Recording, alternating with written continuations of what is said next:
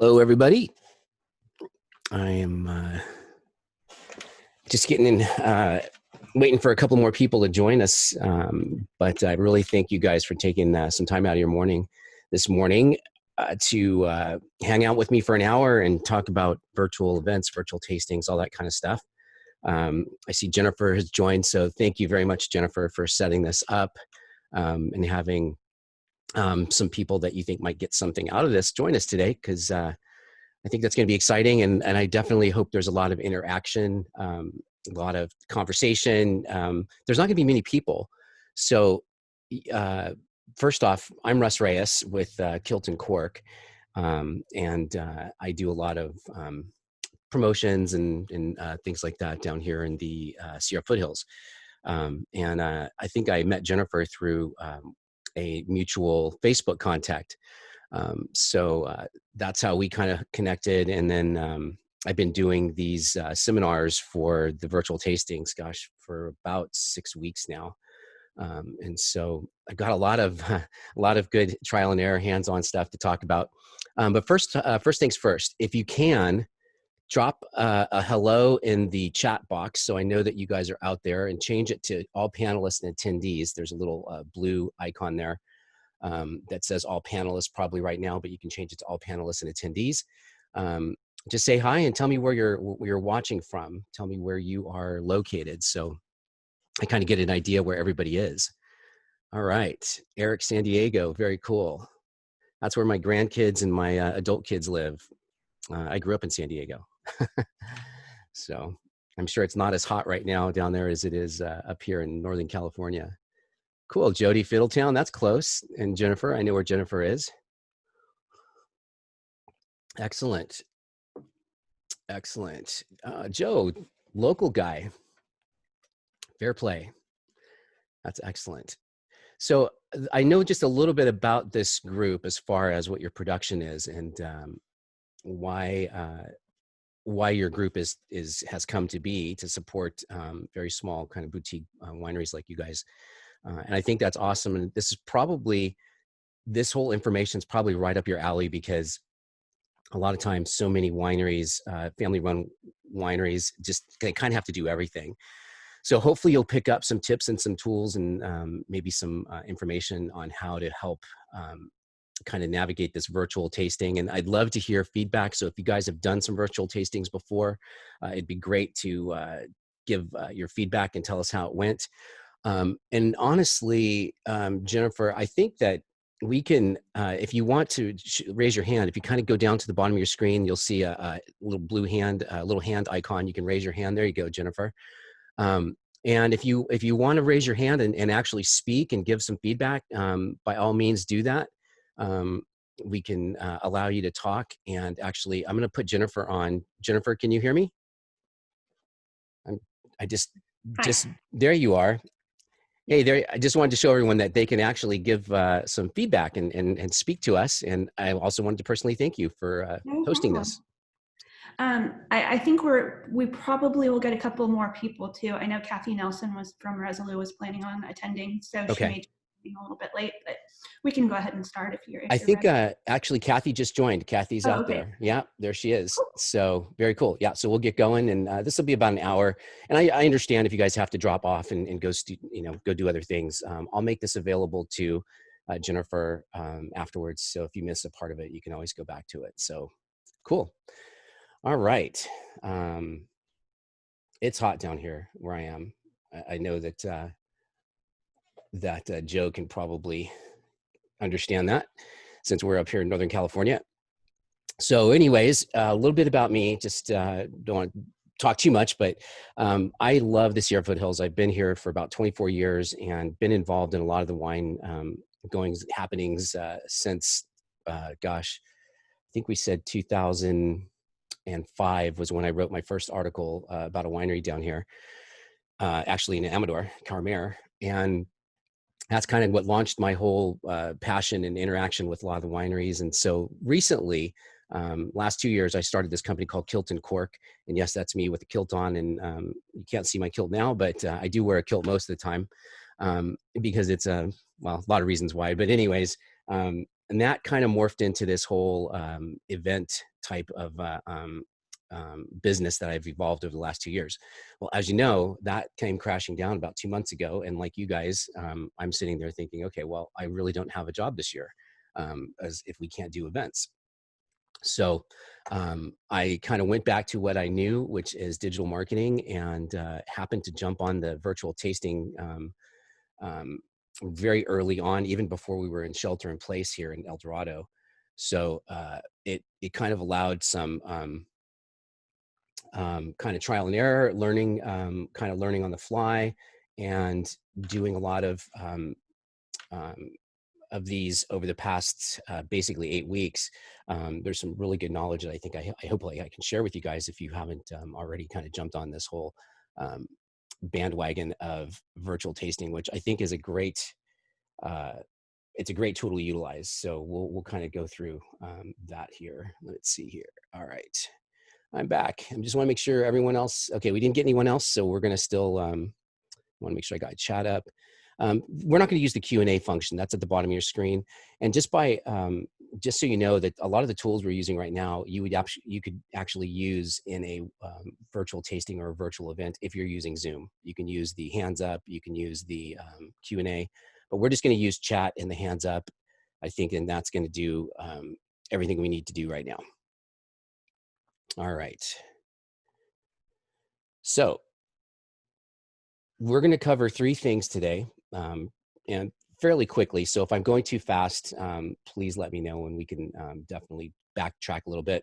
We're going to talk about 3 aspects of a virtual presentation. One is the equipment that that we can utilize doing these presentations.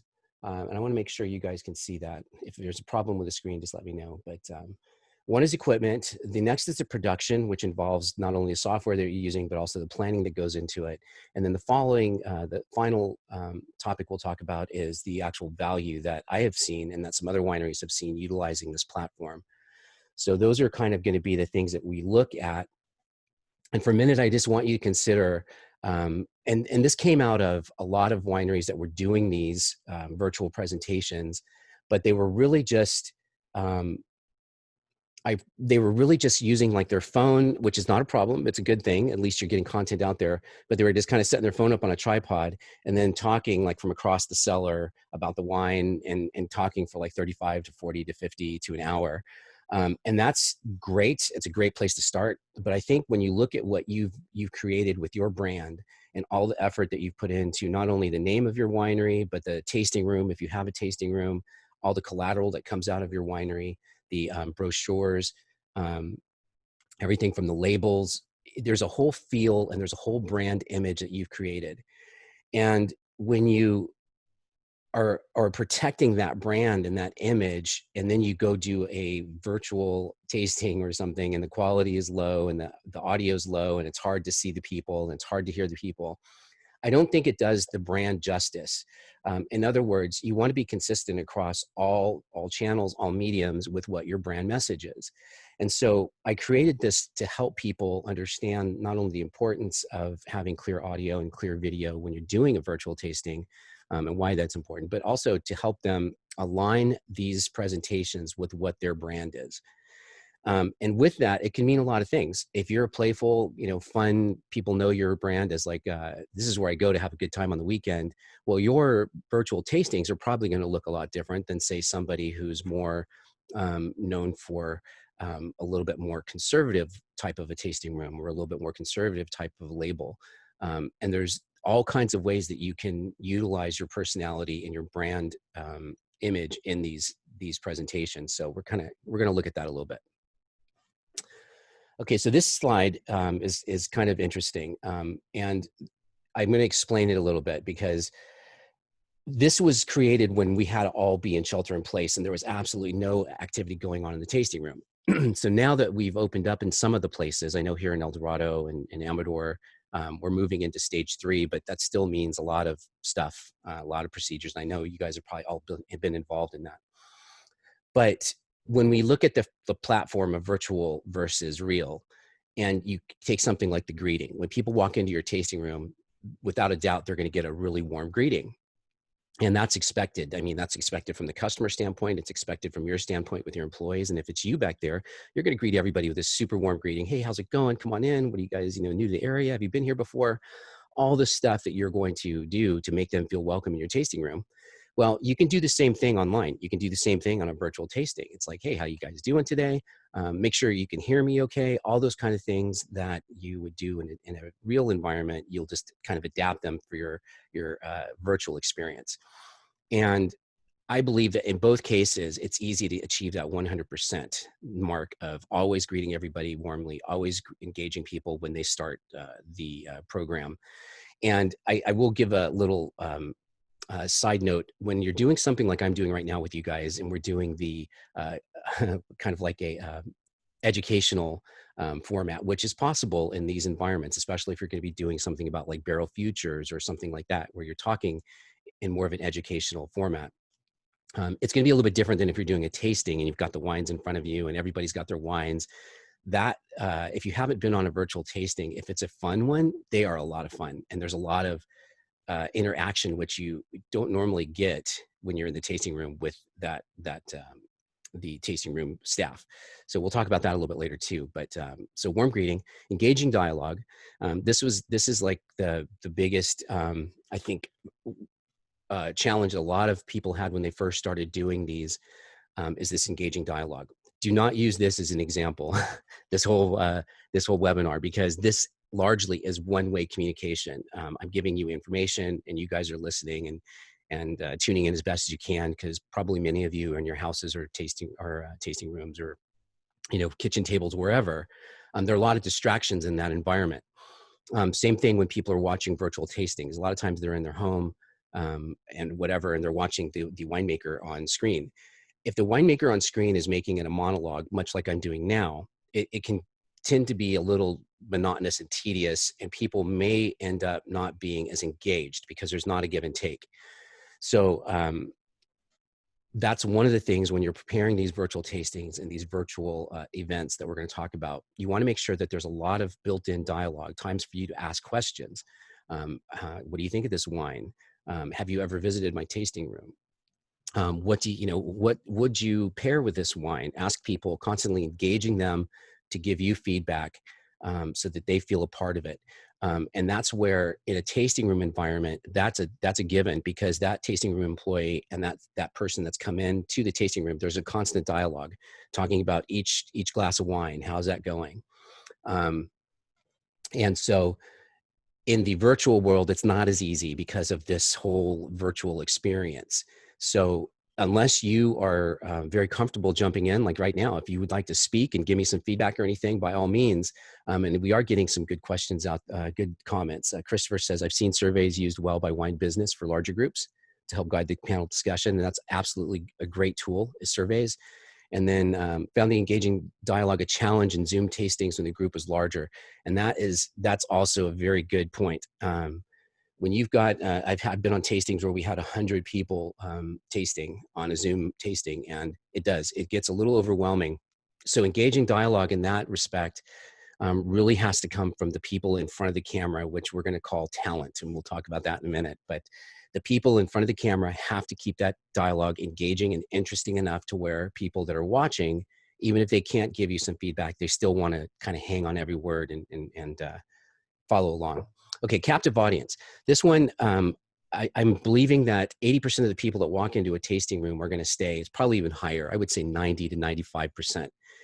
Why is that? Well, when someone walks into a tasting room, they're making a conscious decision to go in there and taste that wine. They're not going to like open the door, peek in and say, do I want to stay here or not? No. Okay, I'm going to leave for whatever reason. I think most people, when they go in a tasting room, they have committed to tasting the wine that the staff is going to pour them. So it's probably much higher than 80%. So those people are captive. They're not going to leave until they're done with the tasting, or until something else happens. They get a call that they have to leave for whatever reason.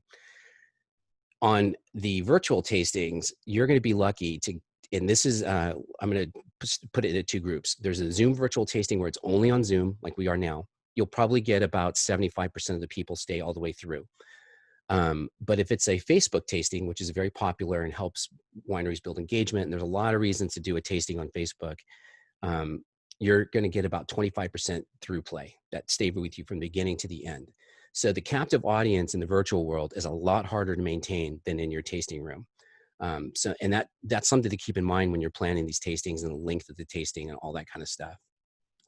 Comfort level, this is another interesting ratio, because I believe that when you're presenting a virtual tasting to somebody and they're in the comfort of their own home with their spouse, with their friends, and they're chill, they got their sweats on, they got their wine. Now that summer's here, they might be outside by the pool.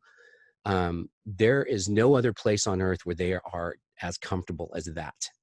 And so when someone's comfortable and they're ready to give you their time at their home, that is a golden opportunity for you to really reach that person, whether it's with a new offer, whether it's their first time tasting your wines.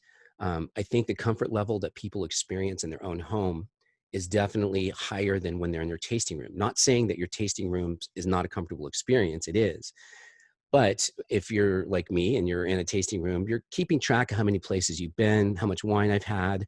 So you're calculating, you're thinking about things that you wouldn't normally think about when you're on the couch in your own home. So that's why I gave the comfort level an actual higher score for a virtual tasting than the actual tasting room.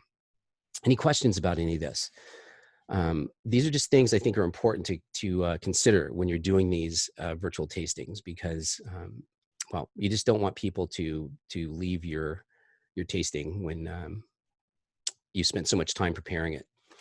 Okay, so equipment. Let's get into the equipment. The equipment is very important, and I think that the quality, the highest quality that you can afford, or that you can get your hands on, and it's getting a little easier to get equipment now. 2 months ago when I was doing these, it was hard. I mean, I'd tell people, you know, get a great camera, but it was hard to get because you just couldn't get them online. So it's just, now it's a lot easier, but I can't stress the importance of having a really good camera and a good mic and all that kind of stuff. This is my desk, just a little behind the scenes, a little bit of my desk. The bottles are all ready to go. I've got a laptop for my notes. And just so that we have all the same terminology as we go through this, I'm going to be calling anywhere that you're broadcasting from a set. So that could be your barrel room, it could be your tasting room, it could be your living room, but anywhere we broadcast from is called the set or the studio. Anybody that's in front of the camera, like I am right now, and like you are, if you were in front of a camera, you're called the talent. These are just industry terms that I've used throughout, you know, when I used to work with some agencies and we'd film commercials for casinos and stuff. These are the terms that we'd use when we'd ask, hey, where's our talent? They're not here yet. They're not in front of the camera where they're supposed to be. Anything that you use as a script for notes, outline, just could be a notebook, that's your script. And it's important to have that, and we'll talk about that in a minute. And then anybody that's helping you behind the scenes, if you've got someone working a camera, maybe they're using a mixing board as you kind of get more experienced in all this kind of stuff. That's going to be either your producer or your engineer. It's kind of however you want to term it. But those are the terms that we're going to use as we kind of go forward with our little adventure in equipment. So there's really three things that people that are viewing this presentation that you're giving them, they kind of expect it. They want to be able to see clearly. So if you have a label, or if you've got a cool you know, bottle or whatever, they want to be able to see it clearly. They want to be able to hear you clearly, and they also want to be able to participate easily. So anyone jumping on a virtual tour, virtual tasting, or a virtual event or whatever, I believe those are the three needs that they come not even knowing that they have these needs, but they do. The one that is easiest to, well, here, let me just get to this, because this is really where it's all at here. As far as seeing is believing.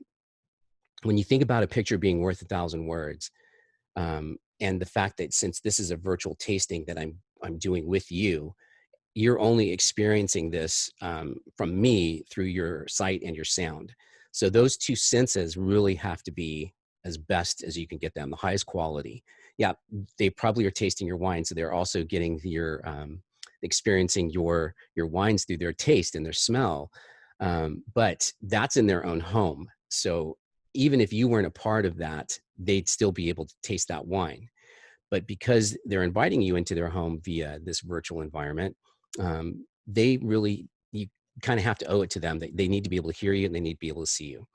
I kind of bring this back to a couple of tastings that I was on, that I was invited to be a part of. And, you know, I'm watching the tasting and it's great, great wines, but it becomes difficult to understand what the winemaker is trying to tell me about the wine. So it cuts in and out. The audio cuts in and out. It's a little bit pixelated. Now, I can sit through that for probably 10, 15 minutes before it starts to fatigue me. But if that's the way the video continues and the audio continues, it's going to be very difficult for me to engage with that program anymore. And I'll probably just say, hey, you know, it's great wine. I love it. I'll catch you guys later, and I'll bounce. I'll be gone. And that was a very common thing, especially early on in a lot of the virtual tastings. I've seen a huge increase in picture quality as cameras become available more. So that's something to keep in mind. When you are planning your visual presentation and you're setting your camera up, there's a few things that you want to consider. One is how far away you are from your camera. Right now, I'm pretty close to the camera, and this is probably about average for many people when they're doing a tasting. But you certainly can have your camera a little bit further back from you, especially if you're at your tasting bar. If you go on my website, Kilt&Cork.com, I do try to post a lot of the tastings that I've done that were public domain, more or less. And there's different camera angles that you can see that the winemaker had set up. And it's certainly not a bad angle if you're setting it up on the other side of your bar and maybe you and your spouse or you and a tasting room person are both on camera and you can see both of you clearly. That's great. But I've also seen some where the camera was set up way across the room because of the beautiful expanse of the barrel room. And it's kind of cool to look at, but it's very hard to hear and it's very hard to see. So unless you're using two cameras, which is more of an advanced, that's my intermediate class I'm going to be doing on these. Right now we're just talking about one camera. Then you probably want to be a little bit closer. Also make sure that your talent is in frame. And these are just basic things that you probably already know. And I apologize if you already, it's like, yeah, of course you want to be in the frame. Headspace is what's above my head right now.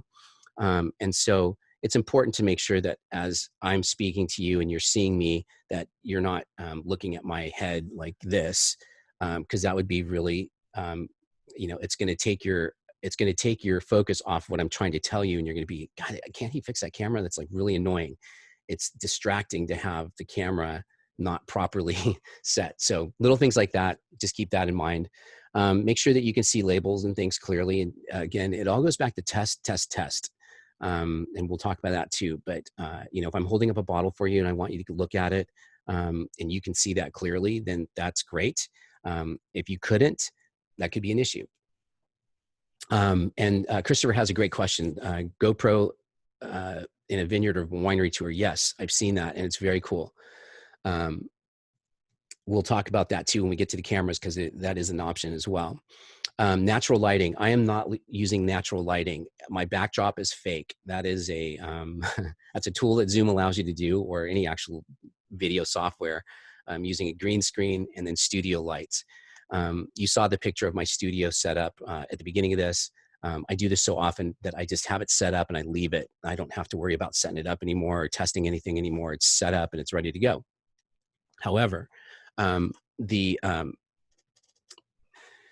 if it's your tasting room or anything, you just want to make sure that your lighting is good enough for you to be able to see your face, see the label, but not be too blown out to where it's too distracting. Okay, so I just put something over the tip of my mic and I'll tell you about that in a minute, but it's going to help with some noises. If you do need to buy a lighting kit, there's a lot of information out there. Google it, or you can just contact me. That's another thing. Throughout this course, if you have any questions, feel free to ask me. But if you want to get a hold of me after the course, by all means, send me an email or even call me or text me or whatever. And I love helping. I don't charge for advice or, you know, things like that. But I'm here as a resource if you do need that. So there we go. All right, visual considerations. So we're going to talk a little bit about cameras. And I'm just going to kind of high level touch on it. The camera that I have on screen right now, I actually have seen fluctuate in price between $99 and $299. There's a new camera out actually called the C922, and it's come out in the last year or so, but I put this one up on here only because that's what you're seeing me on. So the image that you see me right now is being broadcast using this Logitech C920.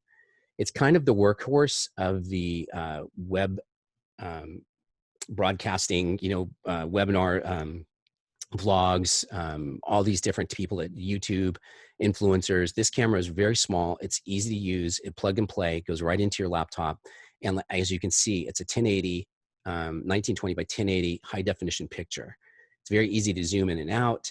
A lot of pluses for it. And it's also great in low light. So if you're using it in like a cellar room or something like that, it's great. It'll pick up as much light as it can if you don't have, lighting and things like that. So this is one camera that I recommend. And again, I get nothing from this. I don't have any stock or anything in Logitech or any of these other products that I'm showing you. I'm just showing you because these have been rated some of the highest tools that are out there for people that do broadcasting and do this kind of stuff. So that's Logitech. And again, the other one is the C922. I actually have one of those ordered, so I have multiple cameras that I can either loan a winery if they need it or something like that. So, but it's taking a while to get here. Okay, so this Razer Kio, it's a little bit more, but it's kind of cool because it has a ring light, which then helps you not need as much lighting on the outsides or in front of you, because this camera has got the light right in front of you. And it's a very soft light, so it's going to illuminate your face and your product pretty well in just a regular environment. It also clips to your laptop. It can be on a tripod, just like the other one. And it too is a 1080p picture, so it's a high def picture. I'm actually going to be doing a virtual tasting tonight from a winery, Carmere, down in Amador. We're going to be doing their barrel futures, which isn't quite a tasting. It's a little bit different, but they have two of these cameras. They bought a couple of these cameras. And so we have the opportunity to have a couple of different angle views. But I know a lot of people out there are using this camera. It's a great little camera. And if you can find it, it should be around $250. Now, Christopher brought up a GoPro.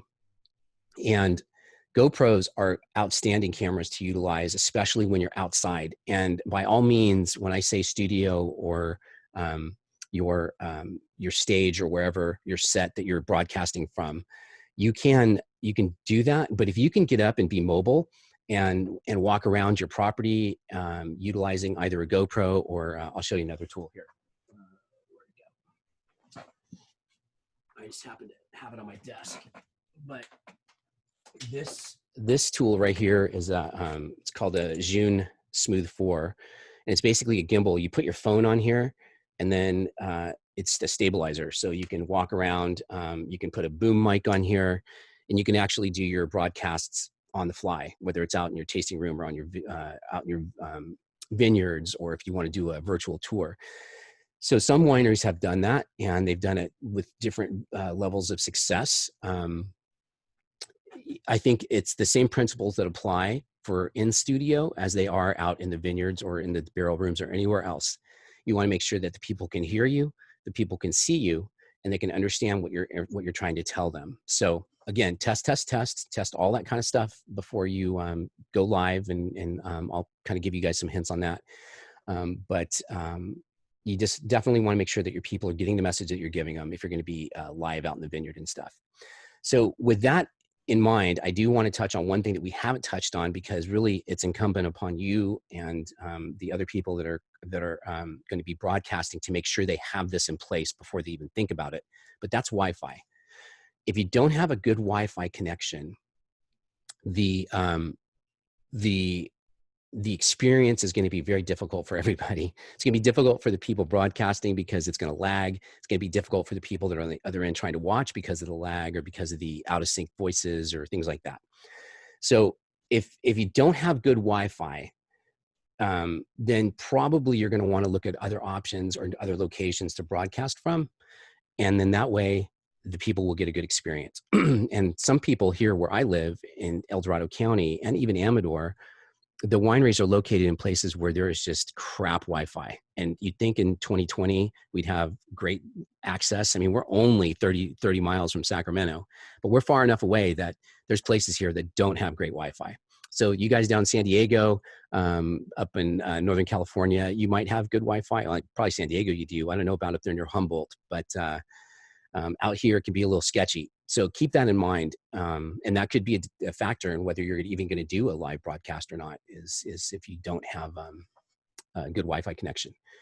So the smooth comparison between the smooth iPhone on a Smooth 4 or the Logitech, I think they're both different applications. My Logitech camera I utilize exclusively in the studio, or if I'm on location but we're not moving, we're just outside sitting in the patio, we're doing a broadcast. At the very early on, the picture I showed of me, when I was talking about me, I was sitting with Victor at Rancho Victoria down there in Amador. We were outside. We were using the Logitech camera to broadcast. That was when I was doing a lot of live shows from the wineries, and it worked great.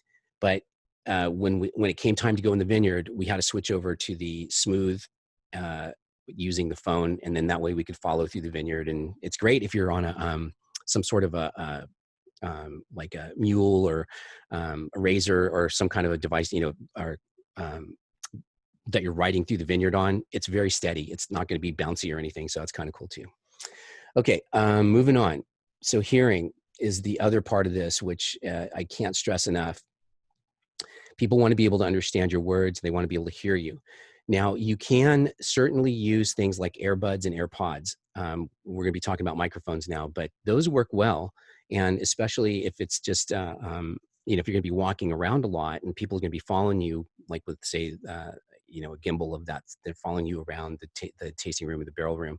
The AirPods work great, or wireless earbuds, things like that. So check them out, try them out, and test them. Test. It's a good point. Maybe this is a good point to talk about setting up not a fake, but a broadcast Facebook account. A lot of times what you'll do is if your winery, is named XYZ Winery, you'll just open another Facebook account and it'll be called XYZ Winery Broadcast. And you don't invite anyone to like this page except for people that you want to critique the broadcast. So it's you, probably your spouse, maybe your tasting room manager, maybe the winemaker. If that's all the same person, that's great. But you maybe have one or two people that can critique these broadcasts. You go live, you test your equipment, you test your location, and then you go back and you watch it on your iPhone or you watch it on your laptop. And you're just checking out to see what it's going to look like to the consumer. So that's a great thing to do, is set up that test account in Facebook. You can do it also in YouTube if that's where you stream as well. Or you can actually even do it in Instagram, but I would suggest doing it in Facebook because it's easy to navigate, easy to do that. So if you're going to use wireless earbuds or anything else, just set it up, test it, see how it works, and go from there. Okay, so this is the mic that I'm actually talking on now. So the one you see in the picture, this is called the Blue Yeti. It's by far probably the most used web USB web application microphone. So a lot of podcasters, it's a great podcast mic because I can take it with me with my laptop and I can broadcast from anywhere that there's a Wi-Fi. So if I want to pop up a show, in Oceanside on the beach with my, friend I haven't seen in a while, I'll just set it up, connect the Wi-Fi, put my mic on, and we've got ourselves a little podcast right there on the pier in Oceanside. It can travel well. It's got great audio, the depth, you can hear my voice. It's got a gain, there's all kinds of things. And plus you can utilize it in different situations. For example, if you're going to be doing a broadcast maybe from your tasting room, but you're going to have multiple people on camera, which is what I definitely suggest, but we'll get to that next. But you only have one mic. This microphone you can change just on the back. I can change the direction of the pickup to where it'll be all around now. It'll be an omni, or I can change it to where it's just back and forth. So the person sitting across from me and then me, they can hear and I can hear, and it's clear to the people listening.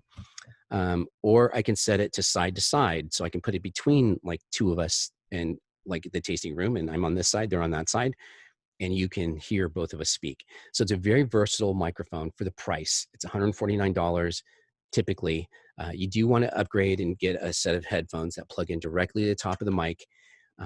If you desire, you don't have to, especially in a kind of casual tasting room environment. You could just utilize the mic and you can hear the person in front of you.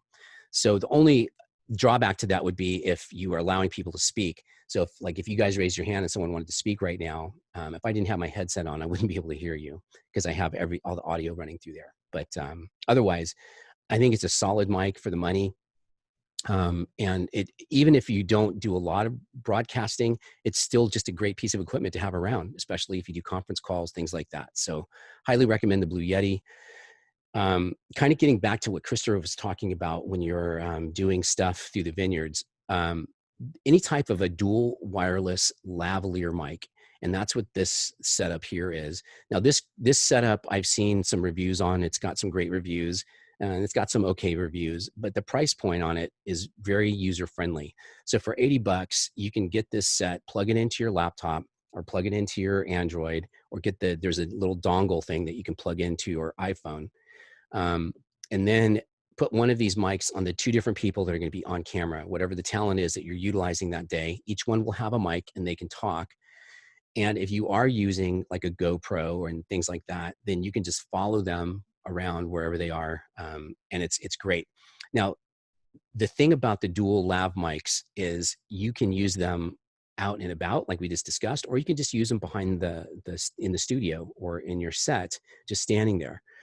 They work both ways. I'm going to be using these tonight, or not these exact ones, but I'm going to be using a set of lav mics tonight with the winemaker and their tasting room manager. And then I'm going to be interviewing them. So they'll both have their mics. And then, of course, I'll be able to interview with my mic. But the sound quality is going to be pretty high quality when you use mics like this. Any questions about microphones?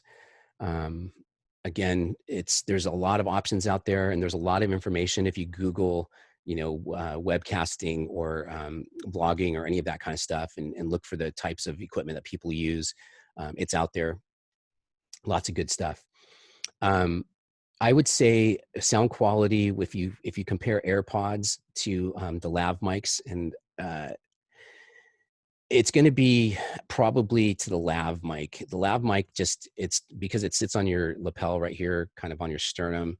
It's going to pick up the voice quality a lot better than, say, the earbud that's kind of in your ear. But with that said, if you've got a nice quiet set, there's not a lot going on.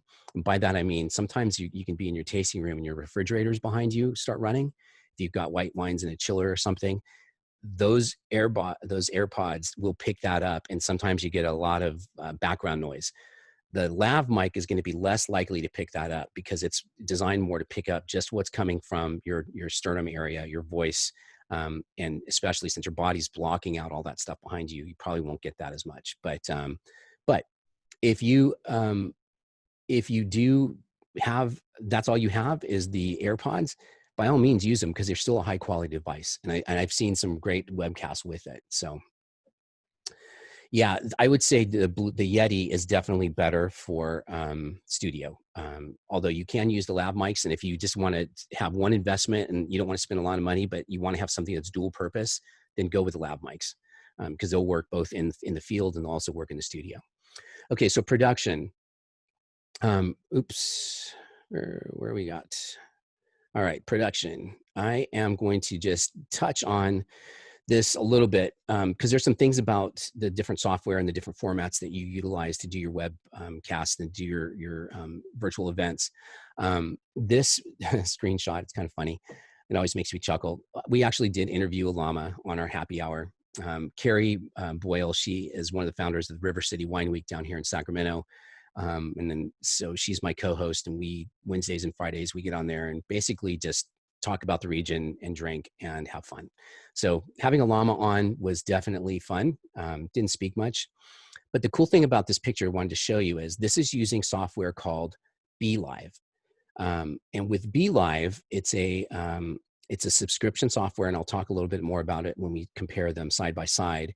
But it does allow you to do some pretty cool effects. You can put logos, you can put overlays, you can bring in multiple cameras from different locations, things like that. And it's really easy to use. So this is BeLive that you're seeing right there. So the platforms. For this, what we're talking about today, the virtual tastings, the two most common streaming platforms obviously are Zoom and Facebook. I think most of the content that you're going to see out there is going to be on one of those two formats, and in some cases, both. In other words, if you use Zoom as your tasting, the main tasting, and the people that have paid to be on your, to be a part of your tasting are on the Zoom invitation, and then they can interact with you. They can ask questions. You can give them the opportunity to speak, especially if you're doing a meeting and you've got everyone's picture up there. Then that's great. But you can also stream that to Facebook Live, or you can stream that to YouTube. So you're kind of getting double bang for your buck, because not only are you getting your audience that paid to be there, you're kind of also now streaming it to people who maybe just happen to see upon, come upon it in Facebook or YouTube, and they're like, oh, I want to watch that for a second. And they've never heard of you before. And now they're seeing how much fun you're having and how great your wine is. And so now they're like, well, I want to do that next time. So you can certainly do that. Zoom is great when you've got a lot of people on camera. So if you've got multiple talent, if it's the tasting room manager plus the winemaker, or maybe it's the winemaker and the owner, if you've got multiple people, Zoom is great for that because everybody can be on screen. And of course, like I said, you can stream it to Facebook. The drawbacks with Zoom are it's branded Zoom. So it's very difficult to upgrade to a Zoom account to put your own brand on there, unless you've got like 10 hosts, and none of, I can't even do that. I don't have that many hosts that so I can't upgrade my account. I do have a paid account because it works for me when I use the webinars, and we'll talk about that here in a second, but it's hard to brand a Zoom meeting. It's always going to be Zoom. It's always going to be black, and there's not a lot of cool stuff you can do with it unless you share screen like we did when we opened this whole presentation up. You saw the share screen, you saw my little logo, but then once we start talking, it's more like this. It's very good as a presentation tool. Facebook Live, on the other hand, using some software that's new to Facebook in the Creator Suite, as well as if you use in the more advanced broadcasting, which I'm going to be doing, there's an intermediate class of this type, and then there's going to be a advanced as well once I get enough people that want to be at that level if they want to. If not, then we'll never do it. But you can use software through Facebook Live called OBS that will allow you to broadcast to a bunch of different formats, and you can do really cool things with the overlay. You can have background music, all kinds of stuff like that, if that's important to you. The branding is important, I believe. I think that being able to have your brand in front of people as you're discussing things, talking about things, is important. You can do it in Zoom, and I would recommend having like your logo behind you, especially if you utilize the screen like I am. If you have a fake background, make sure it's got your logo on it. I just changed mics. I usually have my mic, my logo on the mic right here, so it's always in screen. But I just changed mics, so I took it off, so it's not on there. And I'm not trying to sell you guys anything, so it's not a big deal. I'm not too concerned with that. But logo and your brand is important when you're talking to people, especially when people come back and view this content. They're going to want to know who it is that I'm looking at. Now, Be Live is what I just talked about, and that's a paid subscription. It's like $29 a month. It's web-based, so you don't have to really install anything on your computer. And it allows you to have a call-in person. As long as they have the access to this broadcast, they can get on their phone or laptop. You can bring them right into your broadcast, put them side by side, like I showed you on that last picture. If you got another person, they come in as well. But you've got overlays you can put on there. There's backgrounds that you can utilize. You can put in, like if you want to show pictures of your vineyard while you're discussing it, you can bring a picture of your vineyard up on. So when you can make it interactive like that, and you can do that in Zoom as well. So you just share your screen in Zoom and you show pictures of your vineyard, or maybe you had a video, a walking tour of your vineyard, like, maybe Christopher's going to do a walking tour of his vineyard, and he wants to show that during the virtual tasting to let people have a sense of place. This is where this wine came from. These are the vines that it came from. And now I'm showing you via video. Those type of things, when you can mix them into your broadcast, it's gold, because it just helps people believe, helps people feel like they're right there with you. So Be Live allows you to do that. And of course, Zoom allows you to do that. Facebook, if you're just broadcasting right to Facebook, then it's more difficult. You can't do that really. So any questions about that?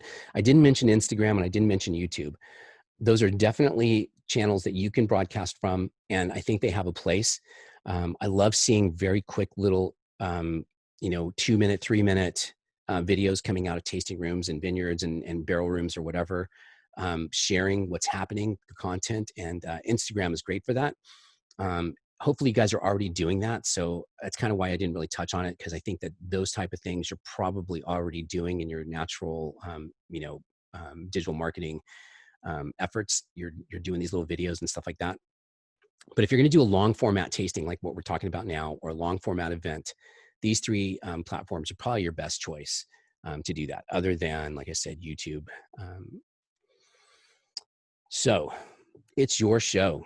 I really think that people, when you consider what you're doing, that you're in front of a camera, in front of an audience, people watching, it takes, and you think about it as being a show, it's going to help you shift that mindset to the mindset of, wow, I have to entertain these people. It's not just me talking and, you know, droning on for hours and hours, kind of like I am now. I feel like I need to drink something because I've been talking so much. But I'm actually trying to entertain. And they're going to be entertained by drinking my wine. They're going to be entertained by the stories I'm telling. They're going to be entertained by the banter I'm having with my co-host, which could be anybody, and, you know, someone that knows me well. So there's all these aspects that really make it more of a show than anything else. So just keep in mind that it is your show, and you're going to need some things to make it your own. And one I really believe in is just having an outline of some sort. Know what your show is going to be about. Know if it's going to be a virtual tasting, you're going to taste through 3 wines. Have all 3 wines clearly written down. Now, you know your wines, and you know the vintages, and you know all that kind of stuff, but you might have a co-host that maybe isn't as familiar. So that's why you still want to have the vintage, the name of the vineyard, if it's a vineyard designate, you know, where it's from, if it's from a different region, all these little things you want to have written down in your notes so that it can be clearly accessed by anybody that's going to be on camera. Plus, it's going to keep you on task, and it's going to keep you on flow. You'll be able to know, okay, I've got an hour and I'm doing 3 wines. That gives me about 15 minutes per wine. And the other 15 minutes is the opening and the closing, and maybe the offer at the end of the show or whatever. But those 15-minute blocks are going to be utilized to talk about each wine. And that's going to allow for give and take. It's going to allow for people giving you feedback. It's going to allow for, you know, any kind of side conversation you may have about the varietal. You know, people may want to get really deep into that. But you'll know, oh, shoot, it's like, you know, half hour into the show, I still got 2 more wines. Okay, I got to move on now. So it'll keep you on track. You won't get lost in the weeds there. The other thing too is be creative in your shows. Be creative in what you're giving people. There's some really cool stuff I've seen wineries doing out there, and I love the idea of actually doing it from the vineyard. I haven't seen as much as that, and it's probably because that's a little bit more difficult to pull off. It's easy to do it in your tasting room or barrel room, but if you're going to add a food element, maybe you're going to prepare food. I've seen that where someone else has another camera, or even this camera that you're using, they just tilt it down, showing you what you're cooking as you're talking about the wines. It could be a musical guest, which is also very cool. Just want to add though, in the early days of this whole format, I did see a lot of wineries adding a musical guest, but some of it, the consideration wasn't there for the audio of the musical guest. And so it was very difficult to hear the music, which is a bummer because you're there, you know, you're giving this to your customers as entertainment and you want them to enjoy that. But if the audio is not there, then it's going to be difficult. I would almost say don't do it if you don't have great audio. I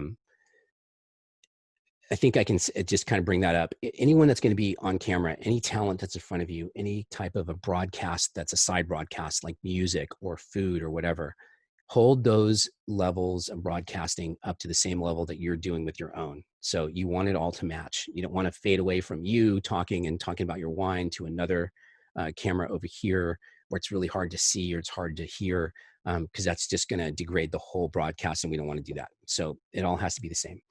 Anyways, game shows are good. There's a lot of stuff, trivia. Just be creative. Keep it interesting. Keep it fun. That's really what people are looking for. Even after we're all free to go out and roam again, which is probably coming up sooner than we think, there's going to be a life and a need for this type of a format. And I think that we're not going to see these go away. In fact, I think people are still going to utilize them for what they're really good at, and that is this kind of intimate interaction between the say the winemaker and the people that are buying the wine. It's hard to beat this format for that, unless your winemaker is available for 1 hour blocks with groups of people on a regular basis in your tasting room where they can ask him or ask her questions and, drink with them and all that kind of stuff, which I don't think happens that often. It might in smaller places like you guys, because, a lot of you are winemaker, owner operators, and people love that experience. So you guys might be more towards that, but in some of the bigger wineries where you don't even know the winemaker's name, it just doesn't happen. So this format is really good for that, getting people in front of your brand and in front of your winemaker. Okay, so you've heard me mention other people on camera, talent that's going to be joining you. I can't stress this enough. If you're going to be doing a tasting or an event or whatever on camera, you guys have been watching me for almost an hour, and I'm sure it's killing you, because it would be killing me to sit here and watch one person for an hour. Again, this is kind of an educational thing, and I get that. But my tastings, when I do a virtual tasting with a winery, they're always with multiple people. And I try and teach the wineries that it doesn't matter who you utilize. It doesn't have to be me. It could be anybody really that can be on camera with you and have dialogue, ask you questions, give comments about the wine. The host of a virtual tasting or virtual event ends up acting as the audience proxy. So you're there with them, and you're kind of their eyes and their ears. Now they've got their taste because they're drinking along with you. And so if I taste something and I'm like, wow, I really get a lot of blackberry in this, or I really get it, the nose on this is kind of the forest floor or something like that. And I ask people, what are you guys getting out there? They're going to respond, and largely they're, wow, I got that too, or yeah, I see that too, or whatever. So you're kind of the eyes and ears as the host. Now the host can be anybody. And Kathy, thank you, I appreciate that. Thank you. I think the mic's making my voice sound great, but it is important to me, to have people that can speak clearly and don't have kind of really super low voices and they can't really hear or something like that. You want people to project, you want people to talk, and you want them to have fun. That's the key thing, is you just want to have that natural interaction. So people that know each other well, such as husband-wife teams or brother-sister or winemaker, cellar master, people like that, that can banter, that can kind of, hey, remember that time you did that and this happened or whatever. Those type of interactions are going to be great. A couple of examples I gave here, obviously having someone in the industry or media is also good. You just don't want them to be, unless you're really going for a high-end crowd and you want it to be like, very, very, very classic and very structured, then look for sommelier, or maybe look for a wine writer that kind of fits that niche, and then they can come on and do that. There's a couple of wineries down here in my area that have hired some somms to be that host. It could be an influencer or a blogger, or maybe somebody who writes for the local paper or a local magazine. They do a wine column, something like that.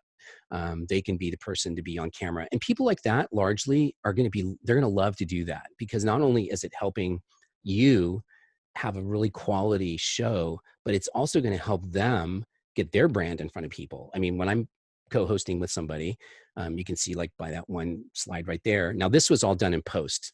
The one that says industry right there, if you look at it, it says Skinner and then it has my brand. That's a Zoom meeting, but I did all that in post, meaning after it was over with, did overlays, and then I gave that whole package back to Skinner so they could post it on their website. And then people can go back and look at it. But, during the broadcast, I'll probably mention my brand a couple of times, Kilt&Cork, whatever, follow me on Facebook, that kind of stuff. So the people that are helping you with these projects, they're going to be getting something too. Now, I don't know, I can't talk to you about charging. Some people have fees. I do have, like, if I'm hosting with a winery, I do have a fee, but it's not much. But it just helps cover some expenses and, technology and stuff. So I don't know what people would charge like that. Maybe sommelier might charge like $1,000 just because they've got name recognition, and maybe that's not for you. I don't know, but there are options out there.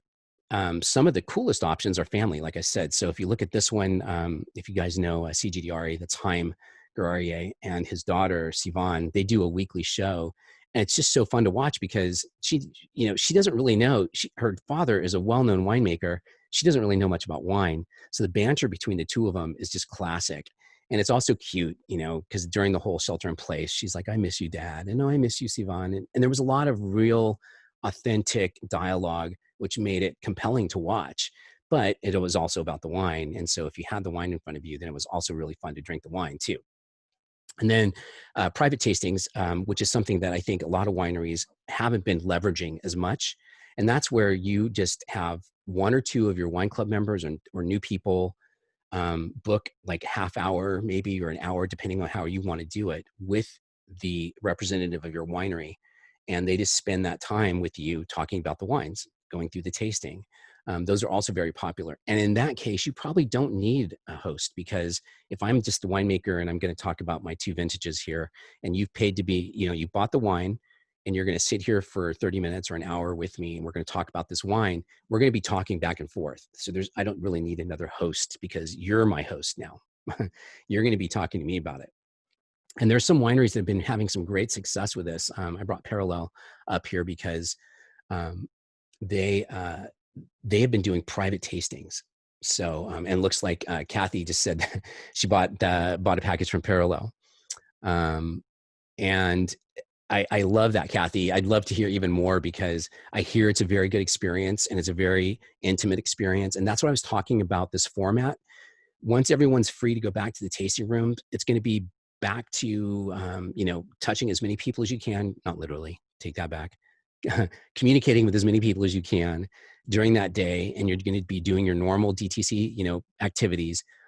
But I think there's still going to be this opportunity to host maybe once a month. We're going to talk about Rhones. We're going to talk about our 3 Rhones this month. And you can buy them at the tasting room, or I can ship them to you. And then we're going to have this intimate conversation for an hour with the winemaker and the host. And you're going to explore it. And that's great, because if someone's across the country and they can't get back to you for these tastings, or they can't get back to your tasting room, it's a way for them to constantly be in touch with you, and not just the wine club shipments.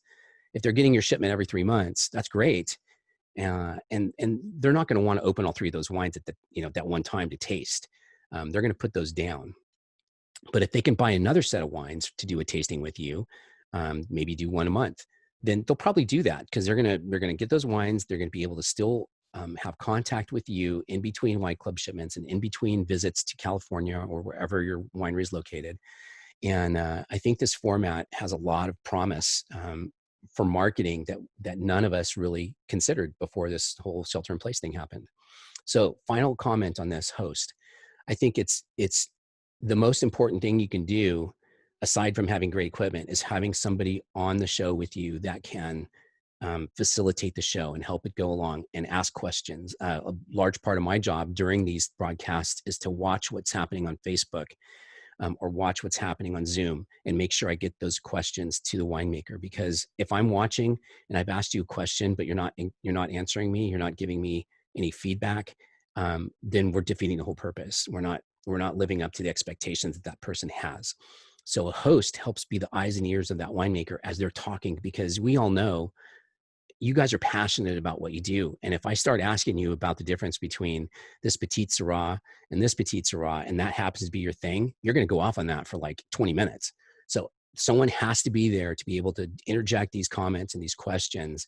And like I said, it can be anybody, but the host really plays a key role in all of this virtual stuff. All right.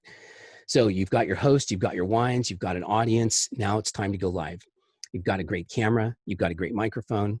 By the way, I put this, if you wonder why I put that foam on there, that foam helps stop all of the popping, like when you say peas, things like that. It's a pop filter. When you don't have it, then it can be annoying for you guys because you just keep hearing this like whenever you're speaking. So I put that on there so I'm not annoying you guys.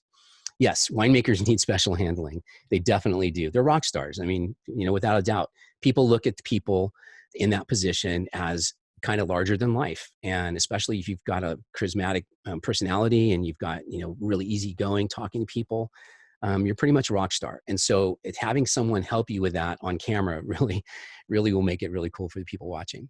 Okay, so you're going live 15 minutes out before the show goes live.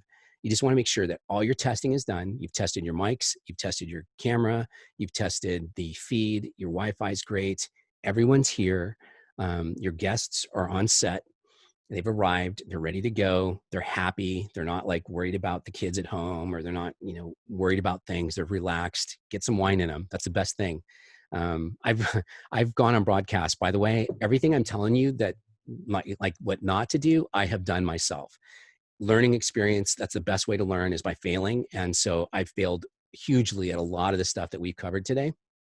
And one of them is just being loose and being ready to go on camera. I think a lot of you can tell from my personality, I'm usually pretty easygoing and I'm usually pretty easy to talk to. But if there was a couple of times I did a broadcast where something was going wrong with the testing or whatever, or my mind was somewhere else. And the people can totally tell. They can tell, especially if they know you. They know there's something wrong. They know there's something up. You're not yourself. So it's really important to just be loose, enjoy, put everything aside. Everything will be there the hour after you're done with your broadcast, and just kind of have fun. It's a virtual world. It's it's make believe, everything in front of the camera. So just enjoy it. Have fun with it. Make sure your platform is ready. I've had issues with the platform. I'm ready to go live, and then all of a sudden, Zoom audio is not working for somebody, or there's a glitch with my presentation, my slideshow's not working, all that kind of stuff. You want to make sure it's all ready to go. So when you push that button to go live, it's there. Everything's ready for you, and you can just enjoy the interaction. And then in that last 15 minutes, right before you go on, just take a deep breath and say, you know what, I'm going to make some new friends today. I'm going to talk to you guys, and you're going to talk to me, and we're just going to have a great time. And hopefully when we end all of this, I've got some new friends and you've got some new friends. So it's kind of cool. It's a really neat format. I love it. Kathleen mentioned that, yes, they bombed a couple of times and just kind of muddled through. Now there's some entertainment value for that. I'll be honest with you. If there's a glitch or there's something funny that happens, that's like, damn, I totally didn't expect that. Keep in mind, this is live. It's like live TV back in the days, back in the old days when, well, I'm in my 50s. So I remember, watching live TV and having to can laugh, or the laughter, the audience, and all that kind of stuff. Well, things happen. So weird stuff will happen, and you just kind of roll with it. And it's just fun. Yeah. So if it's an epic fail, you're probably going to be upset, but the audience is probably going to love it. They're going to be like, oh my gosh, that was too funny. Breaking something on set or spilling something. I've gone to take a drink of wine, and I'm wearing a white shirt, and all of a sudden, because of something on my set, I moved it and wine's all over. It's great. So you have fun with it. Okay, some best practices. Once you're live, there's a couple of things that you want to do that will help the audience again. And these are just all tips and tricks, and you don't have to go by them, but they help make the broadcast a little bit more quality. One of those is just make sure you're looking at the camera. It's not natural. It's really not natural to sit here and look at this thing that I'm looking at right now, knowing that there's people on the other side of that. I can't see them, but I have to assume you're there. So I'm going to look at you, because when we have conversation with people, that's respectful, and that's how you have conversation. So you look at the person, they look at you. And like I said, it's not a natural thing. Sometimes you're looking around, like I'm looking at my slideshow, or I'm looking at this laptop. Well, I kind of have to block that out and keep looking at you, because that's where you are. And this is where my wine is. And I'm talking to you. That's coffee. It's actually coffee. If you could see in my coffee cup, you'd see coffee. I'm not one of those people that pours wine in my coffee cup. I mean, shoot, if I was going to do that, I would just be drinking wine right now, and it's happened. Trust me. I've drank wine at 9 o'clock in the morning before. But just look at the camera. Now, if there's someone with me, I'm going to talk to them. I'll look at them. But that's natural, because if we were sitting in a bar, or if I was sitting in your tasting room and I'm talking to you, but there's someone next to you, you're going to turn and talk to them. And so that's okay. If my friend's here and we're talking about this wine, and then I look back to you, that's all natural. What I'm talking about is, if I'd done this whole seminar like this, never looking at you, you would get annoyed after a while. It's like, dude, look at the camera. At least we're over here. So that's what I'm talking about. Make sure you're asking questions. Just keep asking questions. Make sure you're interacting with the comments. Kathleen says that her coffee cup says, there's a good chance this might be wine. That coffee cup, I'm sure, has become more popular during all these Zoom conferences that business have to have. And I've seen people put a little tea bag strip hanging outside their glass. It's taped to the inside, because inside it's like, vodka cranberry or something, but it doesn't look like it. Looks like a tea bag. Okay, anyways, make sure you're asking questions. The final thing which is hard for everybody, even me. I say like a lot, or I say or whatever, or whatever. Those word fillers, if it's just a natural every now and then fill, it's okay, because we all do it. We all have our little quirks and stuff that we say. But if it's somebody that, it could be you, or it could be your host, or it could be someone else that's going to be on, if they constantly are saying words like, or right, those kind of things, coach them. It's okay to coach people before they go on camera, and just say, okay, just look for a couple of things. Make sure you're looking at me when we talk.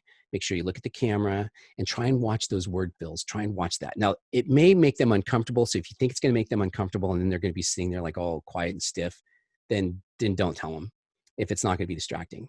But it's just a natural way to improve your broadcasting skills by watching those little fill words.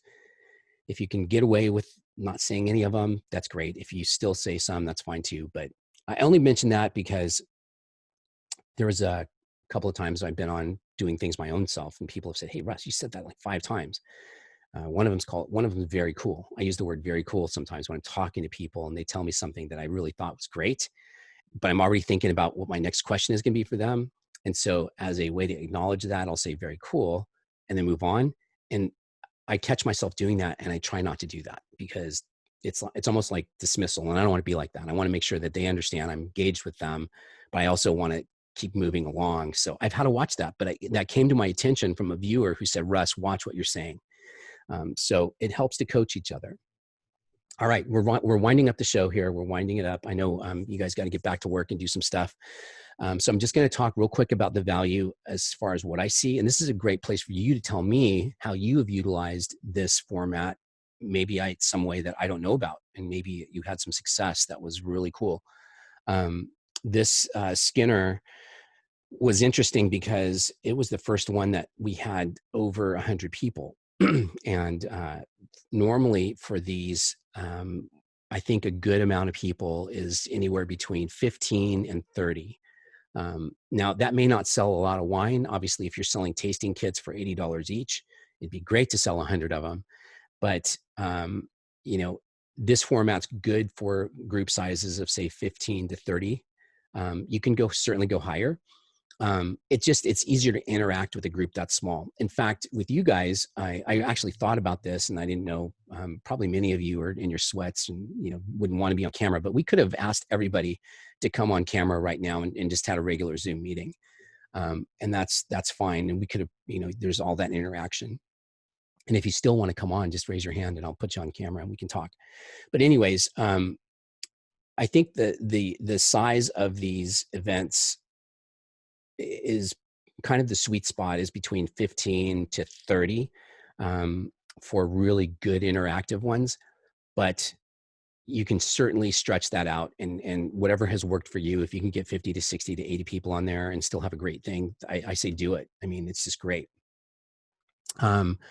So one of the things that I think a lot of people do, and some people don't, which is okay, is you want to reward your viewers for being there. They spend an hour of their time with you, and yes, they drank your wine, they communicated with you, but it's always good to give them something, whether it's like $1 shipping, or, you can say, if you want this wine, you can get it for this price. Now, these events largely they're not sales events. I kind of wanted to, I didn't make that point clear at the beginning. You can certainly use these as sales events, but really what they are is to keep people engaged with you and your brand. And so naturally, a sale may occur out of that. I've seen some very robust sales from these tastings, and it wasn't because the person at the end said, okay, if you buy 12 bottles now, you'll get X amount of dollars, or, it's a special price or whatever. You certainly can do that.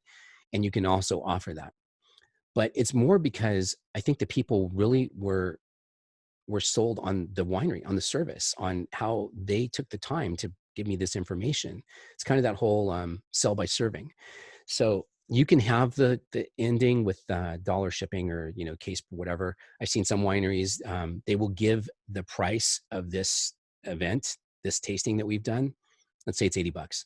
If you buy if you buy future or whatever, what we're talking about, I'll apply that $80 to it. There's been some really creative things. if you happen to buy any wine, because you were on this tonight, and you happen to buy wine in the next week, I'm gonna give you two of our stems, two of our branded stems, that kind of stuff. Or it could just be a sticker, or it could just be a thank you. But acknowledge the fact that they've spent time with you, and if you can give them a reward, that's great. If you can't, that's okay too. But maybe give them the information for another tasting coming up. Say, okay, well, we've got these two other ones coming up. Space is limited, so if you want to book now, just drop me a text or something. We'll get you on there. So this format really, I think, is great for virtual tastings, but it doesn't have to just be virtual tasting. It can be wine club releases. So I will say one thing I've seen about the wine club release. I think when some people started doing this early on, they wanted to do these virtual tastings after the people got the wine because they already bought it. They arrived in their house, and now we're going to get on and we're going to taste these wines. But people don't really want to do that. If they're getting their shipment from you, chances are they're probably going to put that wine aside and they're going to drink it like special occasions or whatever. They're not going to want to pop all 3 bottles that they just got and taste. So the way that you can utilize it for wine club, which I think maybe has more value, is something that we're starting to do more down here. And that's maybe broadcast a quick 10-minute, maybe 5-minute even, discussion about that wine. And it can be about all 3. If you want to make it a party and invite people to come and learn about these wines, say our winemaker is going to talk about these wines. It's going to be 30 minutes, but we're also going to have this live music, somebody that's been playing at our winery for a while and you guys like them. So they're going to entertain you a little bit. That's definitely cool. You can do that. And then ask them what they're drinking. Like, what are you guys drinking during this or whatever? But the wine club release, I think it's going to be a shorter production, and it's going to be informational. And those type of things can live on your website eternally, as long as that vintage is for sale. So for example, let's say you've got a Rhone blend. And it's different this year. You added Cinsault. You've never added that. So I'm going to sit here and say, yeah, this year we used the, Grenache, the Syrah, Morvet, but we also had a little bit of Cinsault. And the reason why we did that is because, and then you tell them, you taste it, and then say, for more information or whatever, go here, go to the website. So that little 2-minute video can live on your website. And it was live. You did it live so people could interact at the time, but that can also live on your website. So if that was in my club release, and I want to see what it is I'm drinking, I can go to your website, click on it, watch the video, and now I've got even more information directly from the winemaker about that wine. Another good use is private tastings, like we were saying. Parallel, they're doing these private tastings. There's some wineries down here that have been doing it. You're just booking a private tasting for people to come to your virtual tasting room and sit with that winemaker. And you charge whatever you think is the premium, whatever the value is of that. But I think there's a lot of value to it. And it's something that they're typically not going to get by being at the winery, unless that's something you've always offered as a wine tasting with the winemaker. The virtual and live events, those are cool. I've seen wineries doing just live music on Sundays because they normally do it on Sundays. During shelter in place, they weren't able to do that, but they still broadcast live on Sunday so people could sit and drink wine and be engaged. Now, why would somebody want to do that? Well, there's a familiarity there. Maybe I used to go to that winery every other Sunday. And so it's kind of cool. Now I can just sit here and from my own house and watch the musician and just kind of remember and kind of anticipate that I get to go there again. If I live out of state, it might be something I want to do just because then I'm kind of keeping in touch with that winery. It's kind of cool seeing what they're doing. So when I do visit again, I know, hey, I'm going to go there because they do some really cool stuff. There's a lot of cooking things you can do, blending classes. There's some blending, a winery that I'm working with every 2 weeks that we do a different blending every 2 weeks. And those have just been so fun. And personally, from a personal perspective, I have learned so much by blending with this guy for the last 3 weeks or the last 3 events. But those are very interactive because people are blending in their own home and they're talking about their blends and it's just really cool. And then of course, you can also use these for educational events. I guess my point is that think of unique ways that you can use this format, since you're going to have the camera and you're going to have the microphone and you're going to have the experience of doing these live tastings. Think of ways that you can leverage that content on your social media, on your email, on your website, and how you can just keep this flowing in front of people and keep them coming back to you to see more. And that's really what it's about. I think we found through this whole ordeal of shelter in place that there's a lot of loyalty out there for these wineries. And there is also the need for people to be able to reach beyond the people they can touch, the people that are local. There are people and fans that live in other parts of the states that are still wanting that interaction. And this format has shown that this is a way to keep in touch with those people. Okay, so we've got a couple more things and we're wrapping up here. So I'm opening up to questions. You guys have any final questions or any final thoughts? I'd love for you to throw them out here to me. And if you want, I can put you up on speaker and we can talk. But I am going to be doing 2 more courses. One's an intermediate, and that's just kind of going over some more of the advanced lighting and maybe multi-camera views, things like that. And then if I get enough people, and I don't have it, so I'll be honest with you right now, there's not enough people that want to go into the advanced part. It's like, I don't want to do that. That's why people like me exist. So I can just show up and help you with the advanced stuff and it all works. But if people want to learn how to do that, not only is there a lot of information on YouTube out there on how to do all this kind of stuff, but I might do a advanced virtual events too, if anyone's interested. So that is pretty much all I have to give you guys. Again, I'd love to hear any feedback or any questions or whatever about this whole virtual world and where we kind of stand, because I think, as we open up, it is going to change. But if you enjoyed this, I'm glad you did. If you want to kind of find out what I'm doing all the time, you can always follow me on Facebook or Instagram and see what I'm up to. But that is pretty much what I've got for you. Any questions or feedback, or it was all good? Good. I'm glad that you guys enjoyed it.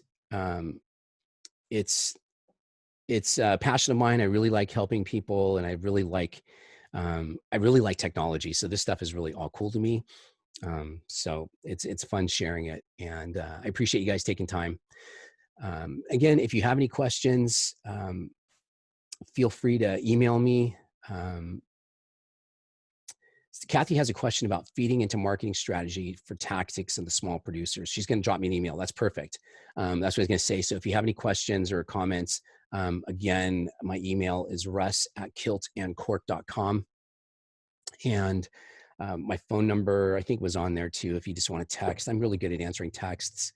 It's 530-417-1171.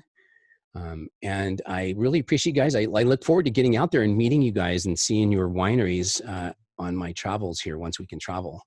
I'm supposed to hook up with Jennifer. We're supposed to talk, and I want her to show me some of these wines. I'm going to have to see if I can get my hands on some. So Eric, that's a good question. Because the ABC here in California has relaxed a lot of the repackaging issues or restrictions that they had before. Some of the wineries are repackaging, and they are doing both 200 milliliter bottles, and then most recently, like the blending classes. If you remember the picture I showed, I can find it again, but the blending class, they sent out 375s. So they just repackaged. Here, I'll see if I can put this up. Nah, never mind. They just sent out 375 bottles. And then I've got another winery we're doing a tasting with this Sunday, and they do the 200 milliliter vials, and they put the little, the legal data and stuff on a little piece of paper that's tied in a ribbon around the bottle. It's really, really tasteful, really nicely done. And then another one that I'm familiar with, a good friend of mine, Kevin Luther out of Sacramento, his winery, they've been doing these virtual tastings for about 9 weeks as well. And they do the little 200 milliliter, and he was doing like 200 kits at a time. So 4 wines, 200 milliliters each. I think he was selling them for $10 or something. So I've seen a lot. And I think if people understand that the smaller packaging, as long as it's been in that packaging just a couple of days, the wine's going to be fine. It's especially if you can top it up to where there's no oxygen or whatever, or if you have a argon gas thing that you can top those bottles up before you seal them. It works. So either way, I think it's really just up to the winery and what's going to be best for them, because there is a labor factor involved when you are repackaging. But the full bottles I've seen the most of. And as far as the winery goes, that's been the best return on their investment when they do that. And for me personally, I'll just tell you how I do it, because I don't know how other people are doing these, if they're hosting them themselves. But when I host somebody, the agreement is $5 per tasting kit comes back to me. And so, and that just covers, whatever. But so the tasting kits are usually around $80. They're anywhere between $75 to $90, but 80 is about the sweet spot I think I've seen for 3 bottles. But heck, I've seen some, out of Napa for $360 for 3 bottles. And I think even saw one in Lodi where the price point was well over $150 for a 3-bottle tasting. So I guess it's whatever the market will bear, and what you can do for that. So any more questions? Cool. Well, thank you all again. I appreciate your time for hanging out. And again, if you have any questions or whatever, just drop me a line, and hopefully I will see you very soon. Thank you again, you guys. Talk to you later, and cheers.